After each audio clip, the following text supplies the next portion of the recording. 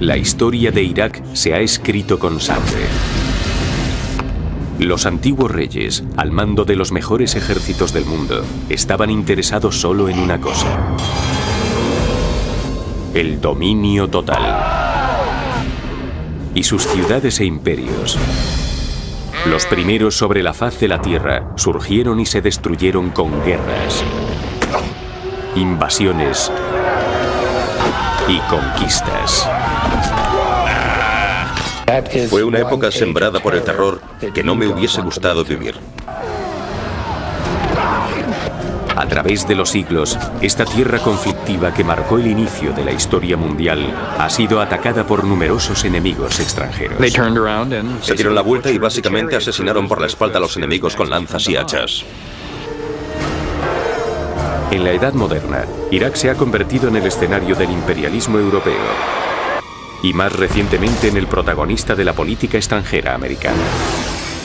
Debió de haber sido uno de los regímenes más horribles y opresivos de la historia, comparable incluso con los fascistas de Europa. De Sargón el Grande a Saddam Hussein, estos fueron los reyes de Babilonia.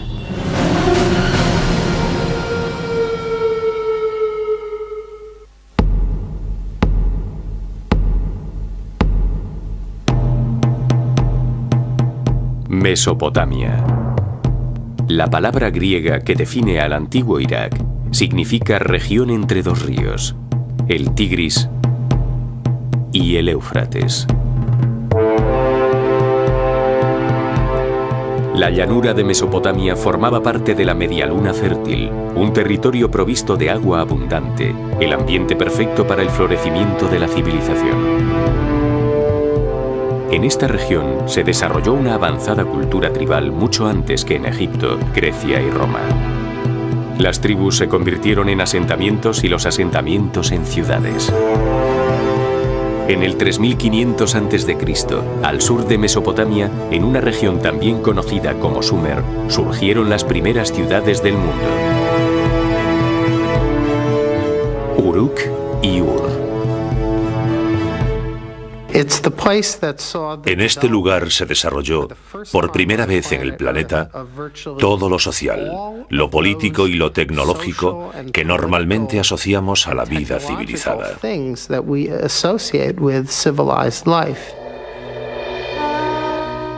Los primeros sistemas de escritura del mundo se realizaron en Mesopotamia. Aquí surgieron los primeros reyes del mundo. Aquí se inventó la rueda, se inventó el arado, se instauró el Estado como forma de organización de la vida política.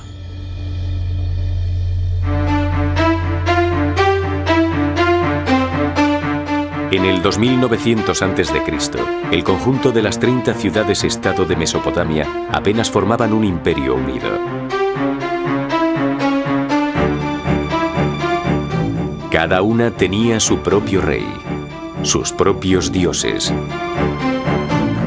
y su propia zona de campos de cultivo. Las ciudades rivales crearon alianzas para reforzar su independencia o para conquistar a los habitantes del lugar. Las distancias entre las ciudades en realidad eran bastante pequeñas, y debido a que el agua del terreno era un bien muy preciado, en cuanto alguna ciudad tenía la más mínima ventaja, entraba en guerra.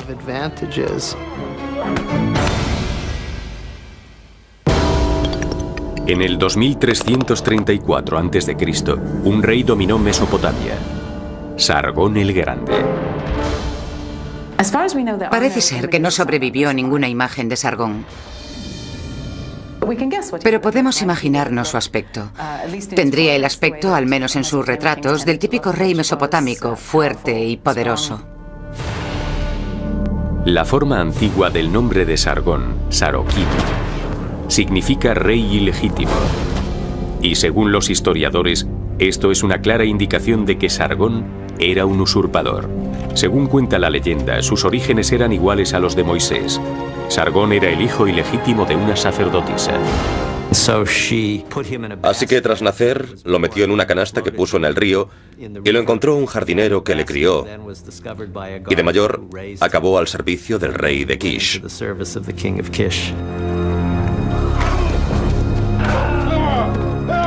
Emprendedor, ambicioso y despiadado, Sargón derrocó a Urzababa, el rey de Kish, y se declaró nuevo gobernante de la ciudad. También reinó en Nagadé, la capital de la ciudad que construyó al norte de Sumer, en el estado de Akkad, aunque su localización precisa es todavía incierta. Con la ayuda del ejército acadio, Sargón empezó a tomar el control del sur de Mesopotamia.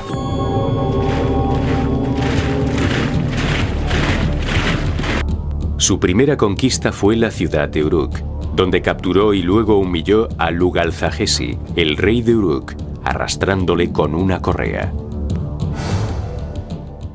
Y tras conquistar Uruk, conquistó otras ciudades del sur de Mesopotamia. Luego parece que por alguna razón decidió no seguir. Él no era como los anteriores reyes sumerios. No le bastaba con lidiar batallas locales. Quería luchar contra lo que se llamaba el mundo conocido. Sorprendentemente, hizo precisamente eso. Durante su reinado de 56 años, Sargón conquistó el norte de Mesopotamia, el norte de Siria y finalmente llegó al Mediterráneo y conquistó el sudeste de Turquía. Sargón construyó el primer imperio del mundo. Fue el primer rey que se hizo con las tierras en las que vivía gente de diferentes nacionalidades, que hablaban otros idiomas y tenían dioses diferentes. Fue muy admirado por los reyes mesopotámicos de aquella época. Estableció las reglas básicas de lo que es ser un verdadero emperador. El imperio de Sargón no era solo único en extensión, sino también en organización. Intentó unificar esta extensa zona y reorganizarla como nadie lo había hecho jamás.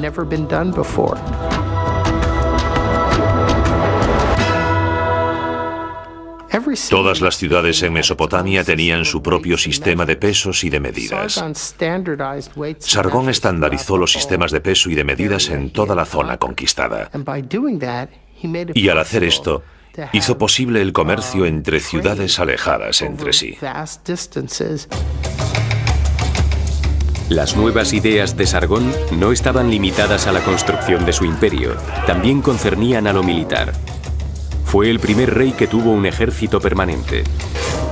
Tenía un enorme ejército de 5.400 hombres que habían sido reclutados en todas las ciudades del imperio, pero resultaban caros de mantener, así que Sargón introdujo una nueva tradición para poder alimentar a sus tropas: el saqueo. El ejército se alimentaba de los productos de la tierra, así que las campañas de guerra estaban más o menos organizadas para que empezasen cuando ya se había recogido la cosecha en toda Mesopotamia. Fue una época sembrada por el terror que no me hubiese gustado vivir. Si vivías en la región de Akkad, pero no formabas parte de la élite, sabías que cada año tendrías que enfrentarte a este tipo de masacre.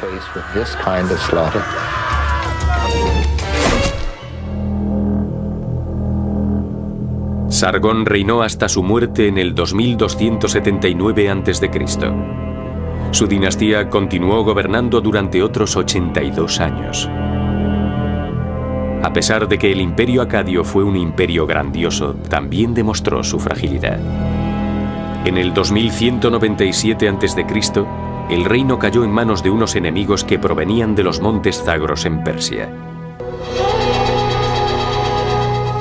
Pronto surgiría un nuevo rey, Hammurabi, que veía en Sargón su modelo a seguir, creará sin ayuda de nadie una legendaria ciudad. Y de repente aparece en las fronteras con su ejército preparado para luchar.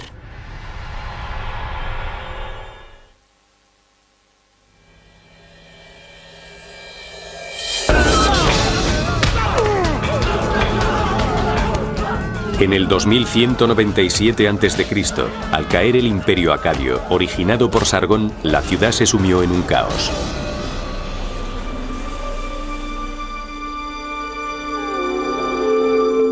Finalmente, en el 2112, los reyes de Ur consiguieron la estabilidad.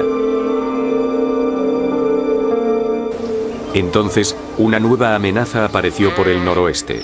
Unos nómadas llamados amoritas sembraron el miedo entre los mesopotámicos. Veían a los amoritas como bárbaros.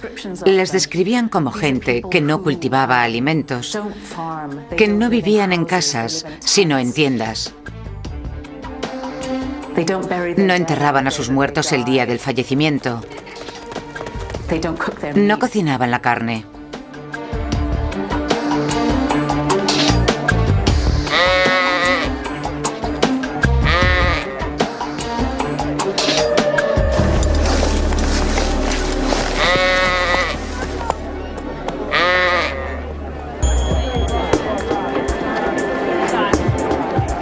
Pero no causaron ningún conflicto. En el 1900 a.C., los amoritas ya estaban completamente adaptados a la vida mesopotámica. Se convirtieron en soldados, granjeros y empresarios, y tomaron cargos de gobernador o general. Consolidaron su integración en Mesopotamia fundando dinastías en las ciudades de Isin, Larsa, Esnuna y Babilonia. Al final, la llegada de los amoritas benefició a Mesopotamia. Muchos de los grandes reyes de Mesopotamia fueron amoritas.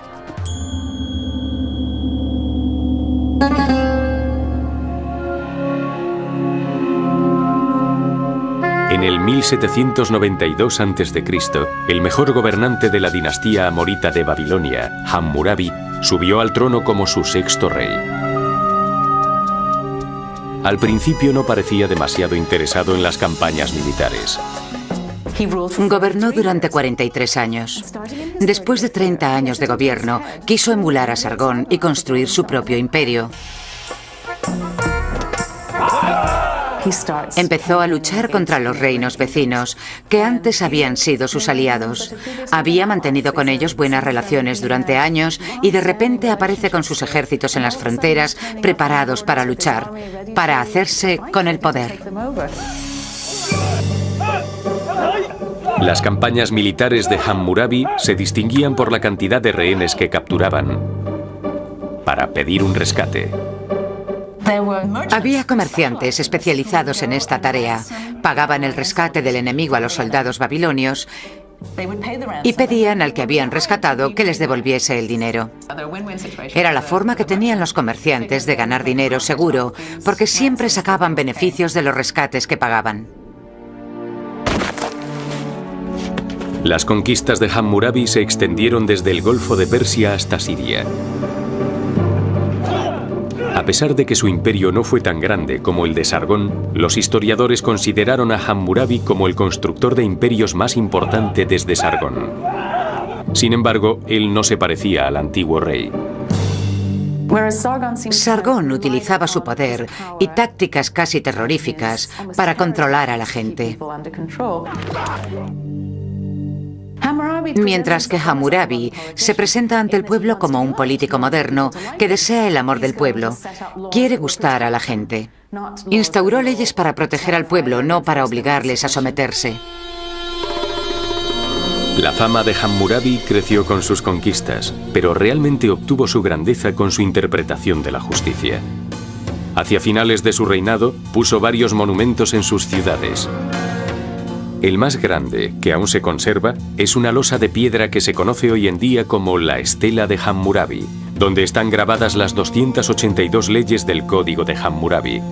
Están grabadas en una escritura en forma de cuña llamada cuneiforme, la primera escritura conocida desarrollada en Sumer a finales del cuarto milenio antes de Cristo. Si un esclavo le dice a su señor, "No eres mi señor", el señor puede cortarle la oreja al esclavo.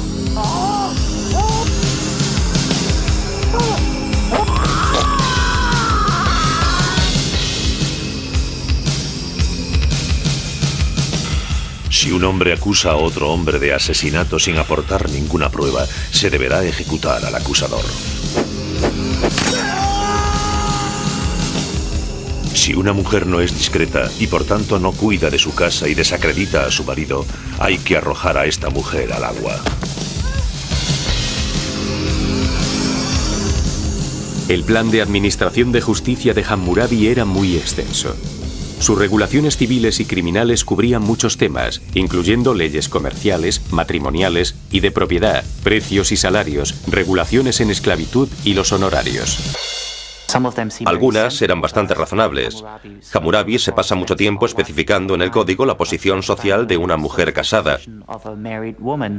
En el caso de que cometiese un error haciendo algo o hiciese algo mal, perdería sus derechos de propiedad. Hoy en día todo esto nos parece muy avanzado y a la vez inesperado.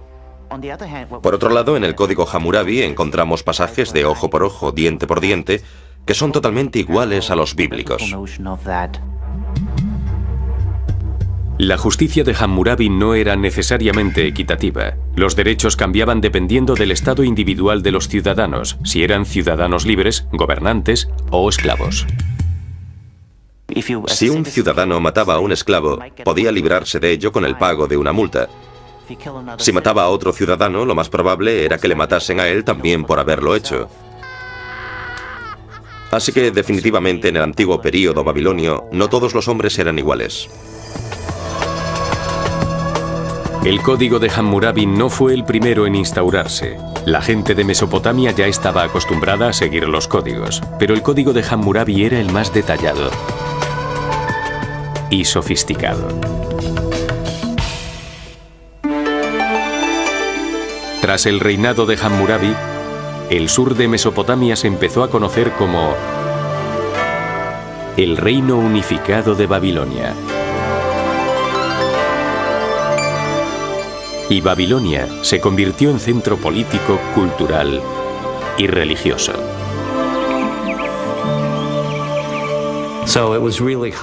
Así que en realidad todo lo que hizo Hammurabi convirtió a Babilonia en lo que es y en lo que será bajo el dominio del neobabilonio Nabucodonosor, que la convertirá en la gran metrópolis del mundo antiguo.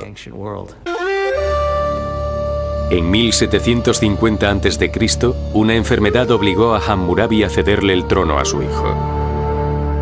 En el 1000 a.C., Babilonia ya había formado un estado nacional en el sur. Mientras tanto, la ciudad de Asur dominaba el norte con un estado rival, Asiria. Pronto los gobernantes de la región, como las arenas de los desiertos, llevarán a cabo un increíble cambio. Babilonia luchará por la obtención del poder contra el norte de Mesopotamia, el hogar de los soldados más antiguos del mundo.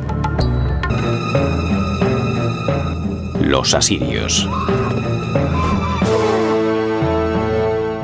Los imperios estaban haciéndose cada vez más grandes y más despiadados.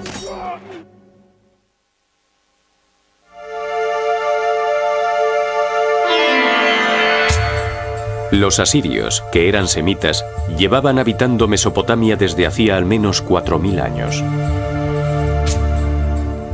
En el siglo IX a.C., sus conquistas ya se habían extendido mucho más allá de Asur, la capital y principal ciudad de Asiria. Del 885 a.C. al 860 a.C., el rey asirio Asurnasipal II se concentró principalmente en los asuntos militares.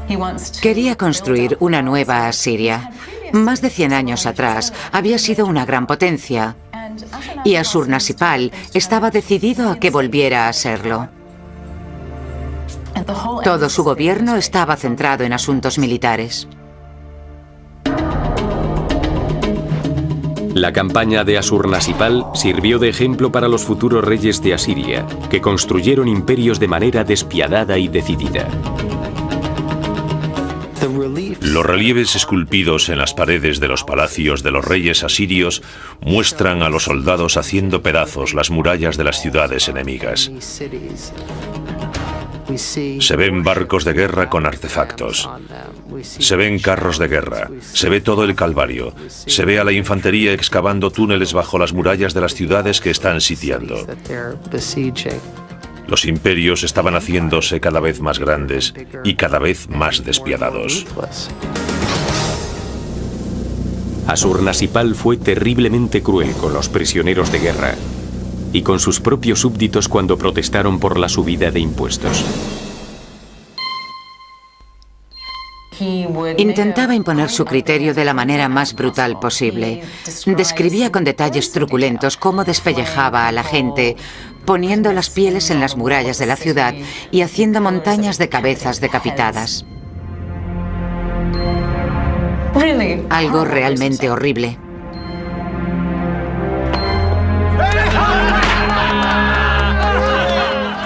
Según los historiadores, es muy probable que esto no lo hiciese en todas partes. Elegía una ciudad y la utilizaba de ejemplo para aterrorizar a todo el mundo.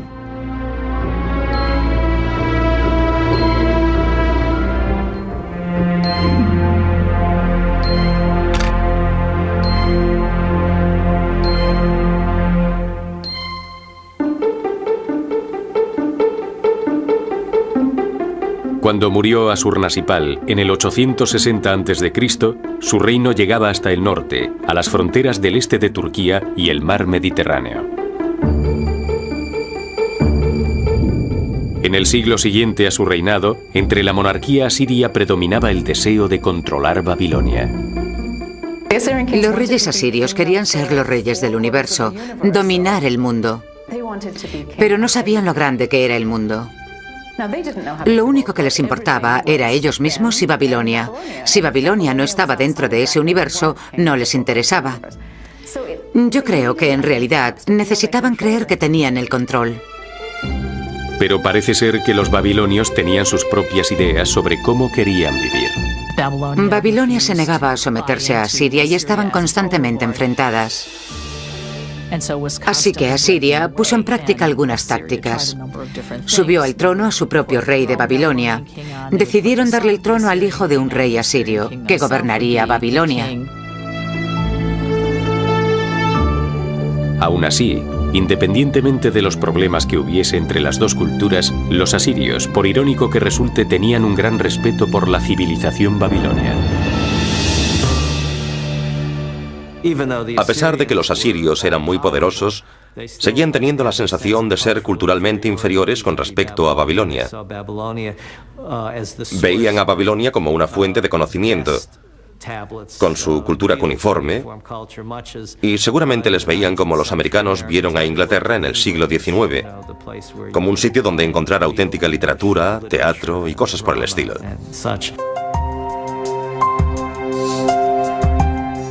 Los asirios también sentían un vínculo muy fuerte con los babilonios. Hablaban el mismo idioma, adoraban a los mismos dioses y vestían del mismo modo. Era una cultura hermana, pero esta era tan antigua que les tenían un enorme respeto.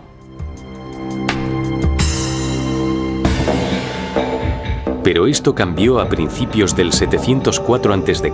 con el reinado del rey asirio Sennacherib. Su ejército avanzó hacia el sur varias veces para crear conflicto en Babilonia. Puso en el trono de Babilonia a un rey que utilizó de títere y luego lo sustituyó por su hijo, el príncipe heredero.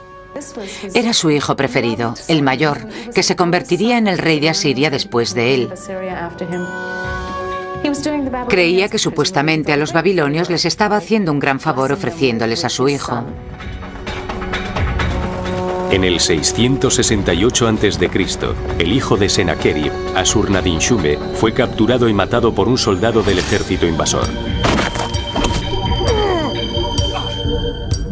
Sennacherib culpó a los babilonios por no haber sabido protegerle y defenderle.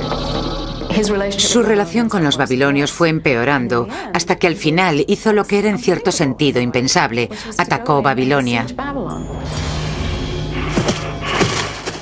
Y fue algo realmente brutal. Golpeé al enemigo con la fuerza de una tormenta enfurecida. Aniquilé al enemigo con flechas y lanzas. Aplasté sus cuerpos. Les corté las gargantas como si fuesen corderos.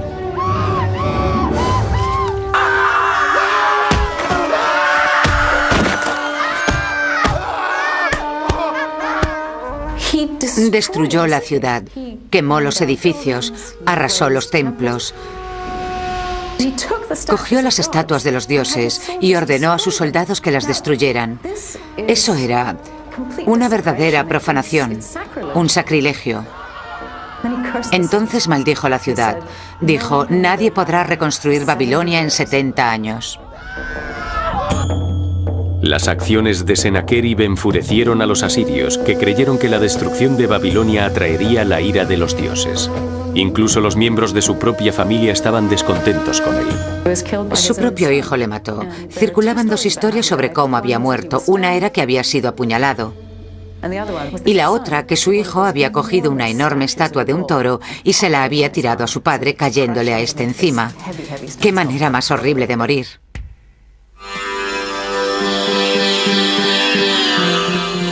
Después de la muerte de Sennacherib, en el 680 a.C., su hijo pequeño, Asarhadón, se convirtió en el rey de Asiria. Inmediatamente quiso reconstruir Babilonia y corregir el enorme error que, según él, había cometido su padre. Aún así, él sabía que no sobreviviría a la maldición de los 70 años, grabada para la posteridad en una tablilla de barro. Desesperado, Asarhadón consultó a los sacerdotes y descubrió algo asombroso. Descubrió que no eran 70 años después de todo. Habían estado leyendo la tablilla al revés y en realidad eran 11 años, porque la manera como se escriben los números en cuneiforme, 70 al revés es 11. De ahí la confusión. Solo tenía que esperar 11 años. Asarhadón ordenó que se reconstruyese la ciudad. Utilizó los botines obtenidos en sus conquistas para ayudar a financiar la construcción. Cuando Asarhadón murió en el 669 a.C., dejó a su hijo mayor, Asurbanipal, un reino que se extendía desde Egipto hasta Persia. Asurbanipal fue uno de los gobernantes de Mesopotamia más cultos, porque tenía una habilidad única. Dijo, yo, Asurbanipal, puedo leer y escribir. Quería tener una colección de todos los trabajos literarios de su reino y guardarlos en su palacio de Nínive.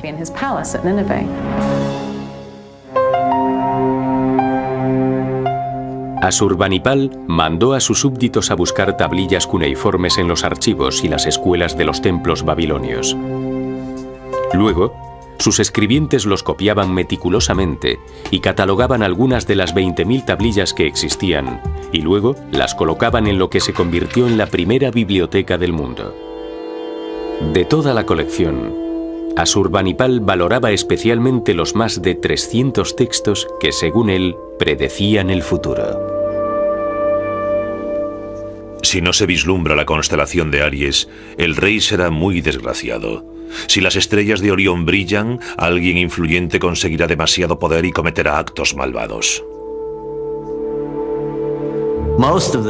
La mayoría de las tablillas tenían que ver con este tipo de adivinación, y para él eran importantes a la hora de gobernar bien, de acuerdo con la voluntad de los dioses, y a la hora de sobrevivir como rey.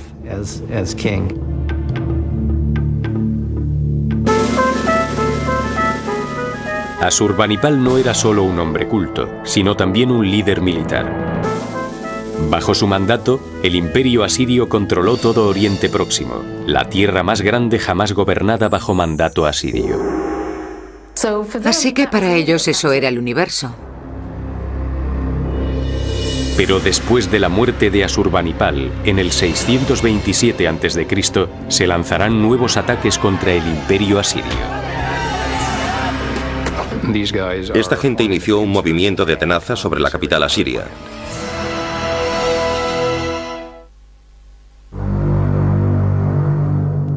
A finales del siglo VII a.C., Babilonia estaba sumida en el caos. Asurbanipal, el rey asirio, que también había reinado en Babilonia, había muerto. Antiguamente, en Oriente Próximo, en cuanto moría un rey, todo el mundo intentaba huir, aprovechando que era el momento más débil del imperio. Entonces es cuando se produce un caos, porque todos quieren ocupar el trono.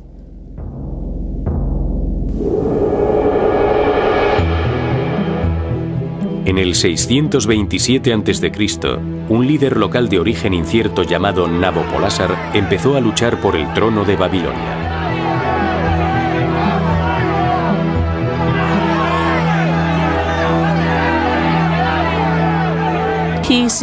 Al parecer había sido gobernador de Babilonia, porque en el primer milenio en Babilonia había distintos grupos étnicos y él parece ser que estaba a cargo de uno de ellos.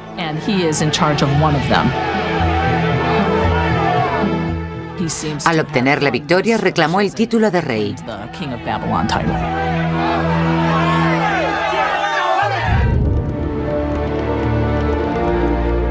Nabopolásar alardeaba de ser un rey dedicado a su pueblo y estaba decidido a conseguir la independencia entre el sur y el norte de Mesopotamia.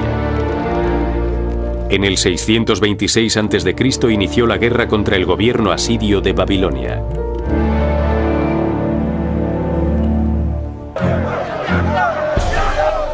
En 10 años, Nabopolásar había conseguido dominar totalmente a Babilonia y empezó a amenazar a la capital asiria.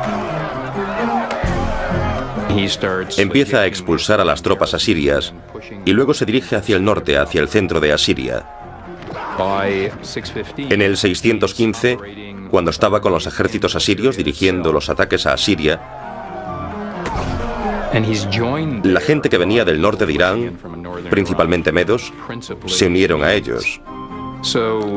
Así que este ejército, ayudado por otros hombres, estaba preparado para realizar un movimiento de tenaza en el interior de Asiria. En el 614 a.C., los medos saquearon la ciudad de Nimrud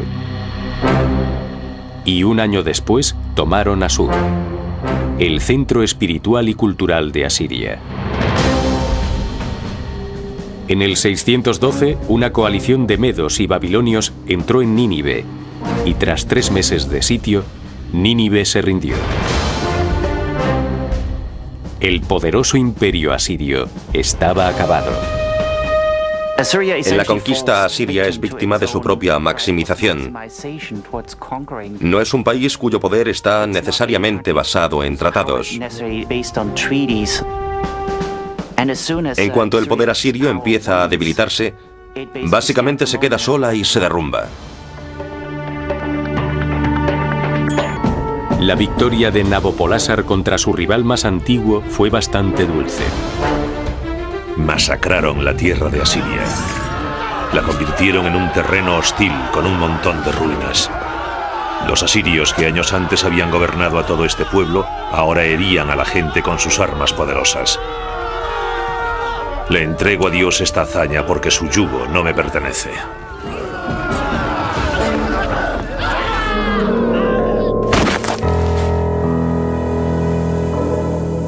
En el 605 a.C. murió Nabopolásar y le sucedió como rey de Babilonia su hijo mayor, Nabucodonosor II. Había sido comandante en el ejército de su padre y pronto demostrará ser igual que todos los grandes conquistadores mesopotámicos que habían reinado a partir de Sargón. Se las arregló para reinar más de 40 años, durante los cuales estableció el control sobre la mayoría de los territorios occidentales del antiguo imperio asirio.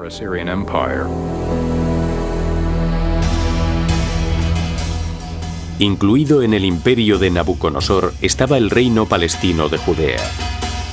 En el 600 a.C., el rey Joaquín tomó la difícil decisión de no pagar el tributo anual a Babilonia.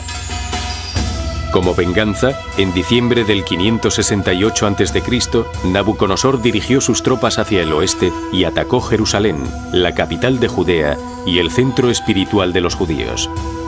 Tras una batalla de 3 meses de duración, el ejército babilonio obtuvo la victoria. Nabucodonosor ordenó lo que se conoce en la historia judía como el exilio, la deportación de Babilonia de miles de judíos, incluidos el rey y su familia. Una de las maneras que tenían de estabilizar un territorio conquistado era acoger a una élite política y social que no hubiese demostrado ser de confianza o cooperadora con el reino y sustituirla por una nueva población de gente que no tuviese ningún vínculo con el lugar. Nabucodonosor consiguió crear un imperio comparable al de Asiria. Al igual que los reyes asirios, dedicó la mayor parte de los recursos a renovar y ampliar su capital para convertirla en la metrópolis más grande del mundo antiguo. Su trabajo realmente podría entrar en el libro Guinness de los récords. Las excavaciones realizadas en Babilonia estimaron que Nabucodonosor utilizó alrededor de 15 millones de ladrillos en sus proyectos de renovación de la ciudad.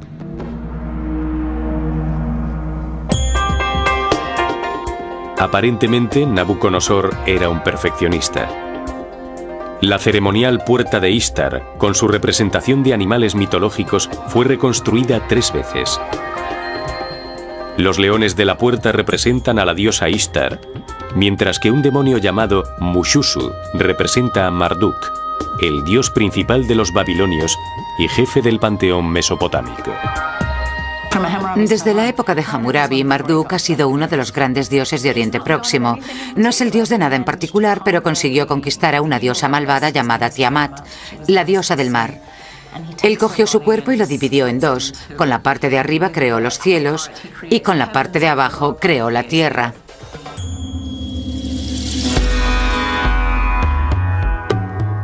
La puerta de Ishtar estaba al final de un camino procesional que llevaba a los templos babilonios y a una figurat.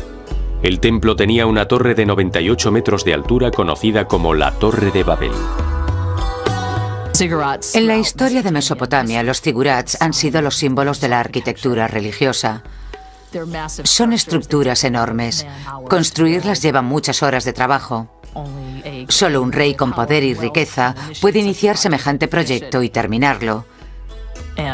Y parece ser que la Torre de Babel se construyó también para obtener su gloria personal.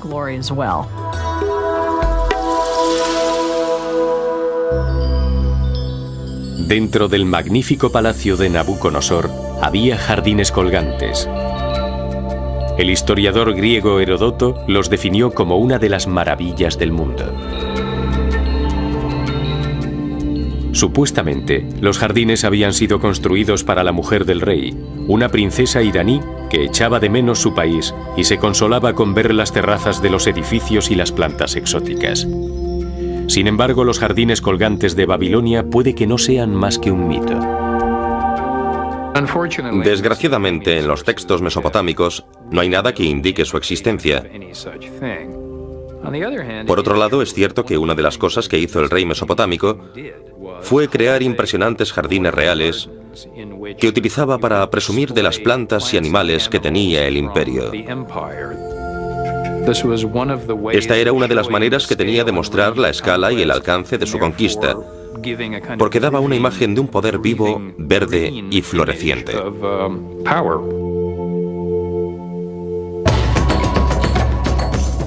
Nabucodonosor murió en el 562 a.C. con 84 años. Durante su reinado se desarrollaron el arte, las ciencias y la literatura babilonia gracias a su considerable riqueza y al fuerte apoyo del Estado. Pero bajo esta superficie brillante no todo era perfecto. Ahora, Babilonia estará al mando de un rey fiel al enemigo.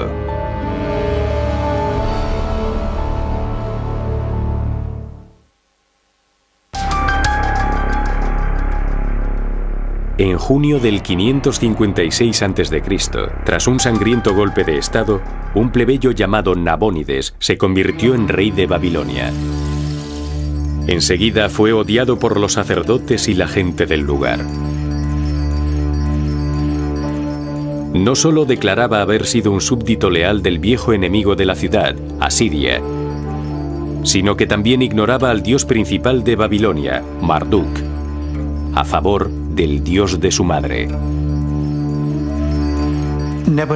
Nabónides estaba muy unido a su madre, una sacerdotisa dedicada al dios Sin, el dios de la luna. En el 549 a.C., Nabónides hizo lo impensable.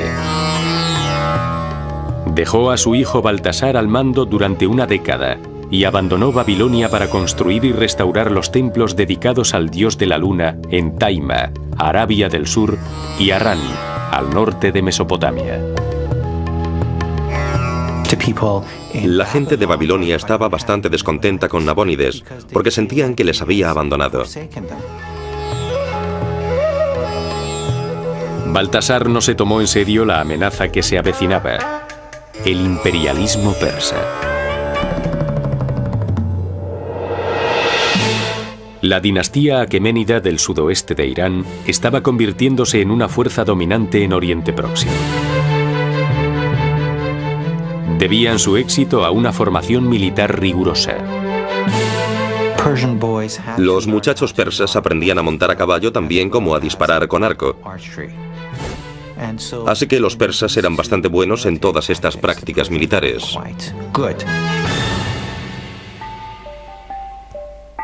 En el 559 a.C., un nuevo rey aqueménida ocupó el trono. Tenía una característica bastante poco frecuente en un conquistador: la tolerancia. Se llamaba Ciro el Grande. En solo 10 años alcanzó una enorme popularidad, no solo por su habilidad militar, sino por haber obtenido la victoria contra los medos iraníes sin derramar nada de sangre. Llevará a cabo una increíble campaña de guerra, en la que primero conquistará la meseta iraní gobernada por los medos. Antes de la batalla, un gran número de soldados del ejército medo se pusieron del lado de Ciro y abandonaron al gobernador medo, y por tanto, él ganó la batalla antes de que ésta comenzase. En el 546 a.C., Ciro tenía un enorme imperio que se extendía desde Asia Menor, en el oeste, hasta la meseta iraní en el este. Lo único que quedaba era Babilonia, el centro político, cultural y religioso, y los territorios babilonios de Siria, el Líbano y Palestina. Conquistarlos significaría el nacimiento de un nuevo imperio mundial, algo a lo que Ciro era incapaz de resistirse. Babilonia es el centro del mundo. Es la capital del mundo en ese momento. Una vez Ciro conquiste Babilonia, la historia mundial cambiará radicalmente. Será el dueño de la capital del mundo. Estaba preparado para invadir Babilonia. En el 539 a.C., Nabónides regresó demasiado tarde para salvar su reino. Los persas mataron a Baltasar, capturaron a Nabónides y luego tomaron Babilonia sin encontrar resistencia. Los babilonios estaban cansados de que su rey no se hiciese cargo de su reinado y dieron la bienvenida a Ciro no como conquistador, sino como libertador.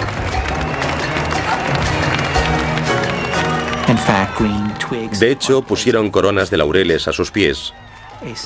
En la ciudad reinaba un estado de paz. Una de las primeras cosas que hizo fue ir al templo de Marduk y realizar los ritos que Nabónides había dejado de hacer.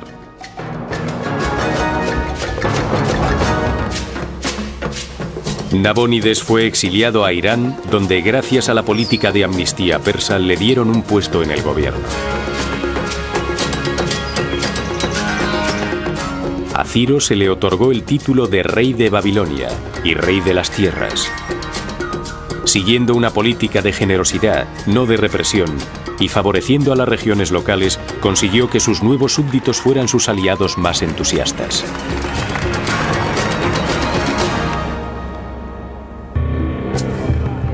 Ciro también se ocupó de la población judía de Babilonia y en el 537 a.C. permitió que 40.000 exiliados volviesen a Palestina. Los judíos le consideraban su salvador porque les había liberado de 60 años de esclavitud. Bajo el gobierno de los reyes aqueménidas, el sur de Mesopotamia floreció durante 200 años. Babilonia seguía siendo el centro económico del imperio y era la residencia de invierno de la corte persa.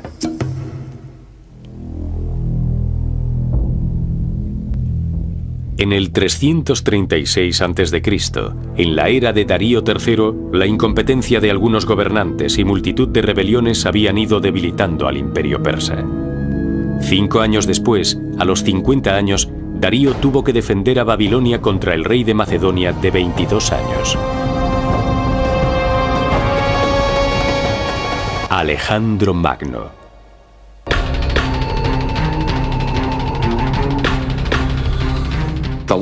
El rey persa le ofreció la mitad oeste del imperio y le ofreció casarse con su hija, Pero Alejandro dijo: no, la mitad no es suficiente, lo quiero todo. Darío lo tenía difícil. Perder Babilonia seguramente supondría el fin del imperio persa.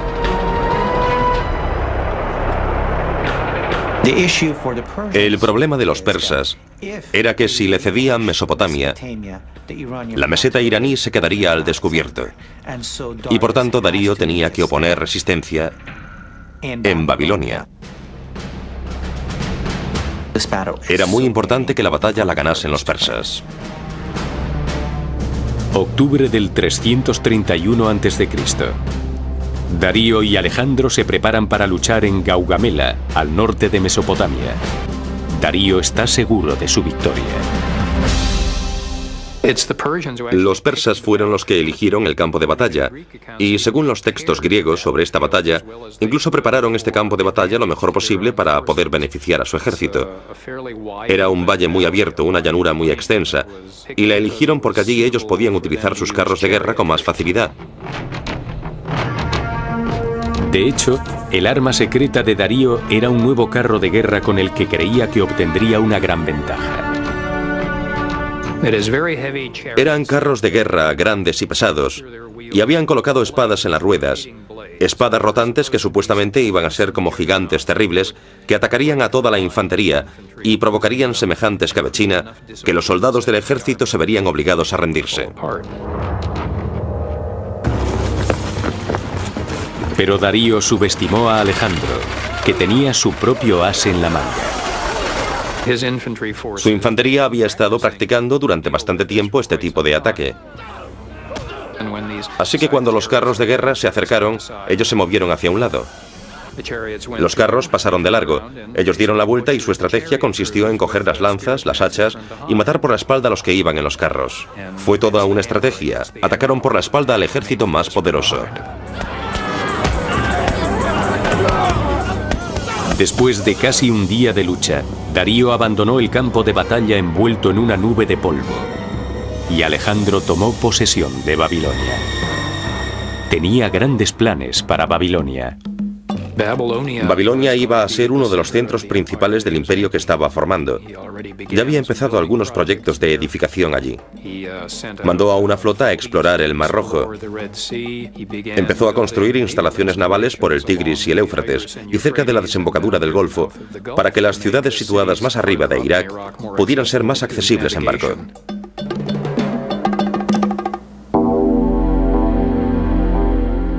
Los planes de Alejandro nunca se completaron. En junio del 232 a.C., durante una estancia en Babilonia, en el antiguo palacio de Nabucodonosor, el rey de 33 años enfermó de una fiebre y murió por causas desconocidas.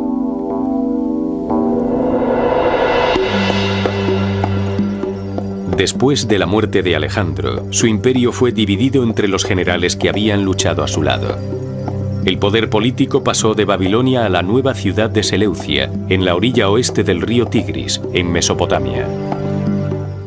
Babilonia ya no era la capital del imperio, y tampoco era la capital del territorio. Así que en ese momento se produjo un declive, pero probablemente pasará bastante tiempo antes de que Babilonia se convierta definitivamente en una ciudad abandonada. Hoy en día, los restos de Babilonia están esparcidos por todas partes. Solo se conservan algunos asentamientos situados cerca del río Éufrates, a 96 kilómetros de Bagdad.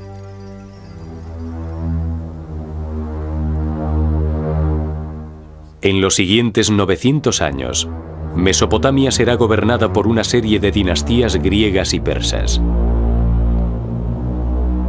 Pero habrá una conquista que será realmente definitiva en la formación de lo que luego se convertirá en el país de Irak. Cualquier esfuerzo que hagas para que el Islam se extienda por el mundo, para convertirte en un mejor musulmán, para mejorar la situación de los musulmanes, se considera una yihad.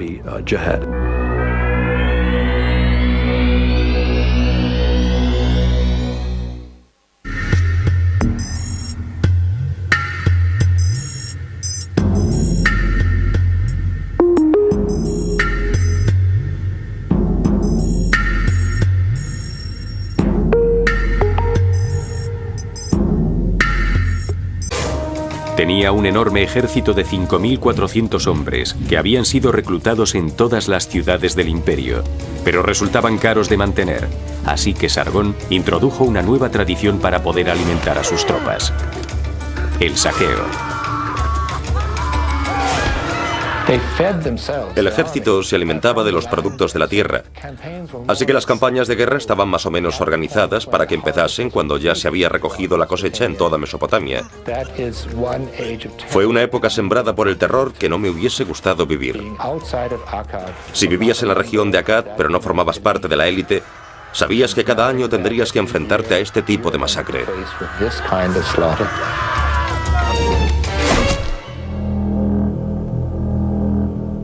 Sargón reinó hasta su muerte en el 2279 a.C. Su dinastía continuó gobernando durante otros 82 años. A pesar de que el imperio acadio fue un imperio grandioso, también demostró su fragilidad. En el 2197 a.C., el reino cayó en manos de unos enemigos que provenían de los montes Zagros en Persia. Pronto surgiría un nuevo rey, Hammurabi, que veía en Sargón su modelo a seguir, creará sin ayuda de nadie una legendaria ciudad. Y de repente aparece en las fronteras con su ejército preparado para luchar.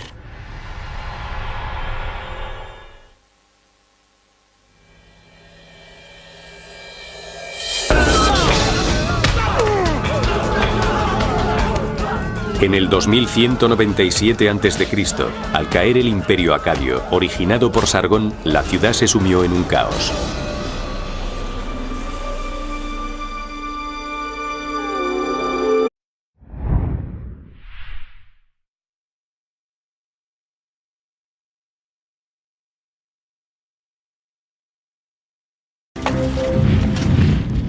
La historia de Irak se ha escrito con sangre. Los antiguos reyes, al mando de los mejores ejércitos del mundo, estaban interesados solo en una cosa: el dominio total. Y sus ciudades e imperios, los primeros sobre la faz de la tierra, surgieron y se destruyeron con guerras, invasiones y conquistas. Fue una época sembrada por el terror que no me hubiese gustado vivir. A través de los siglos, esta tierra conflictiva que marcó el inicio de la historia mundial ha sido atacada por numerosos enemigos extranjeros. Se dieron la vuelta y básicamente asesinaron por la espalda a los enemigos con lanzas y hachas. En la Edad Moderna, Irak se ha convertido en el escenario del imperialismo europeo y más recientemente en el protagonista de la política extranjera americana. Debió de haber sido uno de los regímenes más horribles y opresivos de la historia, comparable incluso con los fascistas de Europa. De Sargón el Grande a Saddam Hussein, estos fueron los reyes de Babilonia.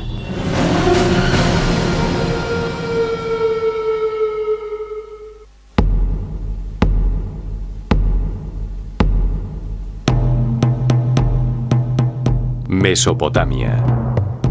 La palabra griega que define al antiguo Irak significa región entre dos ríos, el Tigris y el Éufrates. La llanura de Mesopotamia formaba parte de la Medialuna Fértil, un territorio provisto de agua abundante, el ambiente perfecto para el florecimiento de la civilización. En esta región se desarrolló una avanzada cultura tribal mucho antes que en Egipto, Grecia y Roma. Las tribus se convirtieron en asentamientos y los asentamientos en ciudades.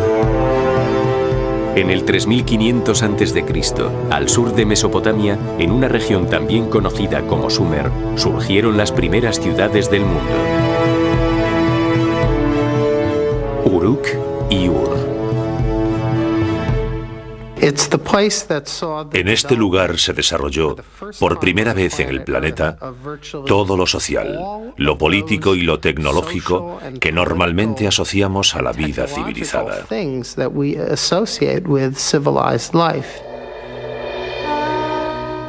Los primeros sistemas de escritura del mundo se realizaron en Mesopotamia. Aquí surgieron los primeros reyes del mundo. Aquí se inventó la rueda. Se inventó el arado. Se instauró el Estado como forma de organización de la vida política.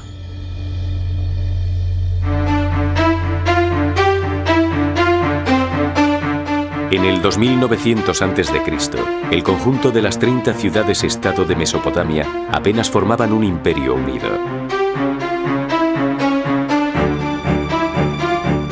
Cada una tenía su propio rey, sus propios dioses y su propia zona de campos de cultivo. Las ciudades rivales crearon alianzas para reforzar su independencia o para conquistar a los habitantes. Su primera conquista fue la ciudad de Uruk, donde capturó y luego humilló a Lugalzagesi, el rey de Uruk, arrastrándole con una correa. Y tras conquistar Uruk, conquistó otras ciudades del sur de Mesopotamia. Luego parece que por alguna razón decidió no seguir. Él no era como los anteriores reyes sumerios. No le bastaba con lidiar batallas locales. Quería luchar contra lo que se llamaba el mundo conocido. Sorprendentemente, hizo precisamente eso. Durante su reinado de 56 años, Sargón conquistó el norte de Mesopotamia, el norte de Siria y finalmente llegó al Mediterráneo y conquistó el sudeste de Turquía. Sargón construyó el primer imperio del mundo. Fue el primer rey que se hizo con las tierras en las que vivía gente de diferentes nacionalidades, que hablaban otros idiomas y tenían dioses diferentes. Fue muy admirado por los reyes mesopotámicos de aquella época. Estableció las reglas básicas de lo que es ser un verdadero emperador. El imperio de Sargón no era solo único en extensión, sino también en organización.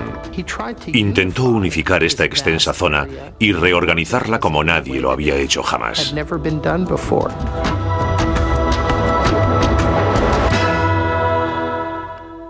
Todas las ciudades en Mesopotamia tenían su propio sistema de pesos y de medidas.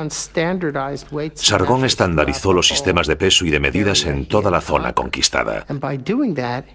Y al hacer esto, hizo posible el comercio entre ciudades alejadas entre sí. Las nuevas ideas de Sargón no estaban limitadas a la construcción de su imperio, también concernían a lo militar. Fue el primer rey que tuvo un ejército permanente del lugar. Las distancias entre las ciudades en realidad eran bastante pequeñas, y debido a que el agua del terreno era un bien muy preciado, en cuanto alguna ciudad tenía la más mínima ventaja, entraba en guerra.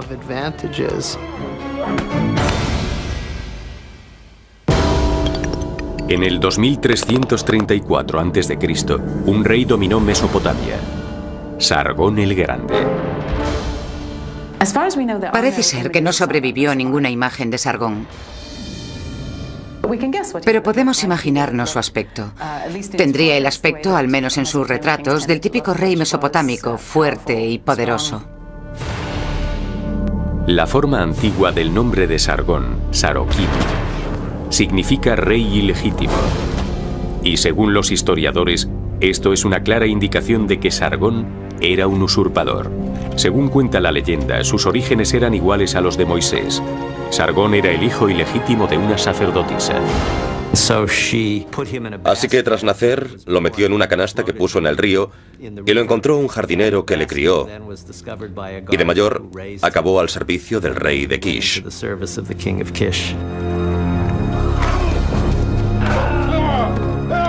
Emprendedor, ambicioso y despiadado, Sargón derrocó a Urzababa, el rey de Kish, y se declaró nuevo gobernante de la ciudad. También reinó en Nagadé, la capital de la ciudad que construyó al norte de Sumer, en el estado de Akkad, aunque su localización precisa es todavía incierta. Con la ayuda del ejército acadio, Sargón empezó a tomar el control del sur de Mesopotamia.